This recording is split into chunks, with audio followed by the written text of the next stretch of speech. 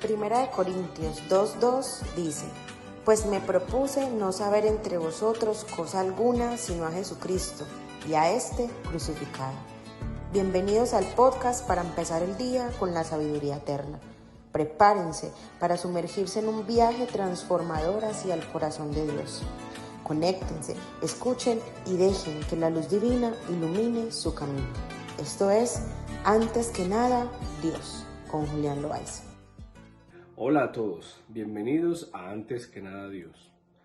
Vamos a continuar con nuestra miniserie El Dios que adoramos, donde pasamos 3 semanas viendo los atributos de Dios. Esta vez vamos a continuar en esta miniserie, pero empezaremos a hablar de los nombres de Dios. En la antigüedad los nombres de Dios se utilizaban de una manera diferente, no como hoy en día. Hoy en día los padres escogen los nombres de sus hijos muchas veces porque es un nombre que está de moda, porque es un nombre que les parece bonito, que les suena bien, quizá por un familiar que falleció o alguna persona famosa que admiran. Pero en la antigüedad el nombre era algo demasiado trascendental en la vida de las personas, ya que el nombre nos hablaba del propósito, del carácter, del destino de esa persona, incluso de las circunstancias al nacer. Nosotros vemos cómo el nombre está íntimamente relacionado con el carácter, la personalidad y el propósito a lo largo de la Biblia. Vemos cómo Dios, cuando va a cambiar el destino de alguna persona, cambia el nombre de esa persona. Vemos, por ejemplo, cómo Abraham le cambió el nombre a Abraham, que significa padre de muchedumbre de gentes. Vemos cómo Set, el tercer hijo de Adán y Eva, significa sustitución, porque Eva dijo: este me sustituirá a Abel, a quien mató Caín. Vemos, por ejemplo, a Isaac, que significa risa, debido a que Sara, su madre, se rió cuando escuchó que iba a quedar en embarazo. Vemos, por ejemplo, a Nabal, que significa necio, tonto, y así se comportó Nabal, y así fue su carácter, su vida. Vemos, por ejemplo, el nombre de Jacob, que significa el que usurpa, el que toma el lugar de otro. Y así sucesivamente, hasta incluso Jesús, cuyo nombre significa salvación.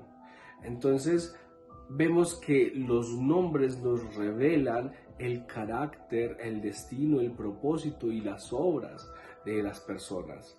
Y eso sucede con el Señor.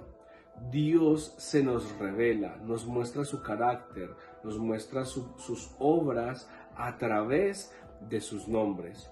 Es por eso que vamos a empezar a hablar de los nombres de Dios para conocer más a fondo su carácter y sus obras. El día de hoy hablaremos de uno de los nombres más conocidos de Dios. Hoy hablaremos de Elohim. Génesis capítulo 1, versículo 1 nos presenta este nombre. Nos dice: en el principio creó Dios los cielos y la tierra. Cuando aquí dice Dios, la palabra que emplea es Elohim. No podemos hablar del significado exacto de este nombre, pero podemos hablar de que este nombre denota fuerza, poder y autoridad. También podemos decir de este nombre que está en plural. Y en los relatos bíblicos, cuando algo está en plural, muchas veces denota intensidad de eso. Por ejemplo, cuando decimos agua, tenemos una idea clara, pero cuando la Biblia dice aguas, nos habla de inmensidad de aguas, de multitud de aguas. Entonces, al llevar esta palabra agua al plural, lo que hace es intensificarla. Bueno, esto es lo que está sucediendo con este nombre Elohim. Elohim está en plural. Y como nos habla de poder, fuerza y autoridad, está intensificándolo, está diciéndonos el más fuerte, el que tiene más autoridad, el más poderoso, el creador de todo. Entendemos esta capacidad creadora de Dios debido a los textos en los que se utiliza este nombre, que es uno de los más utilizados para Dios en la Biblia. Esta capacidad de Dios para crear, para sostener su creación con poder y con fuerza, nos llena de gozo, nos llena de alegría y nos llena de admiración. Tenemos que tener en cuenta que al Dios ser la máxima autoridad del mundo, es a Él a quien debemos rendir cuentas.